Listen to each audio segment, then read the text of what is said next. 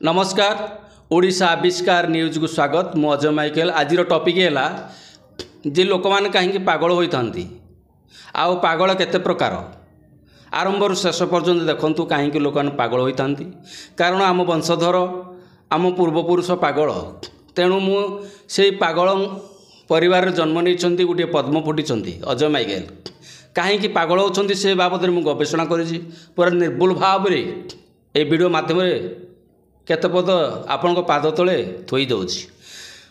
चारि गोटी कारण। प्रथम कारण दैवकूट, द्वितीय कारण दुर्घटना, तृतीय कारण भूताणुजनित रोग, चतुर्थ कारण नख मरीजा।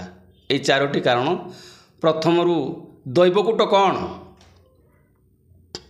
दैवकूट होउजी प्रत्येक मंदिर सुना चोरी करवा, मंदिर रे देवादेवी मानकर पूजारे व्याघात आसवा, मंदिर रे रही व्यक्तिविशेष माँ भौणी मानू अन्याय चकुरे देखा, ये हूँ दैवकूट।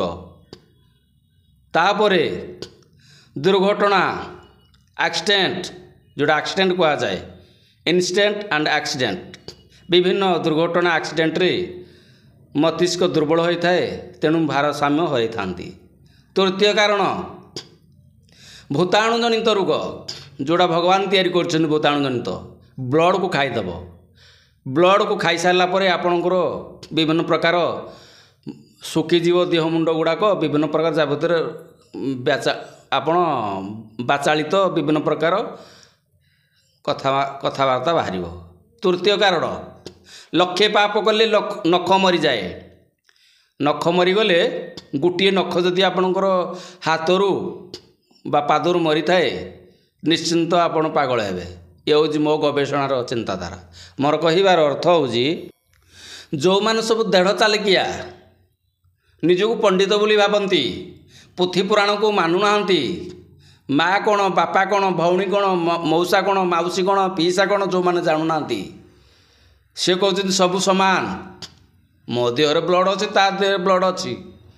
जो मैंने पुथी पुराण उल्लंघन, धर्मशास्त्र उल्लंघन, विभिन्न प्रकार जो माँ को माँ न कहवा, बापा को बापा न कहवा, भौणी की भौणी न कहवा, जो मैंने पुराण वर्णना जाए माने उल्लंघन होती। जो मैंने भौणी संसार रे आपण आसचंदी माँ को माँ कहवा, बापा को बापा कहवा, भौणी की भौणी सम्मान देले भगवान आपको भल कहे।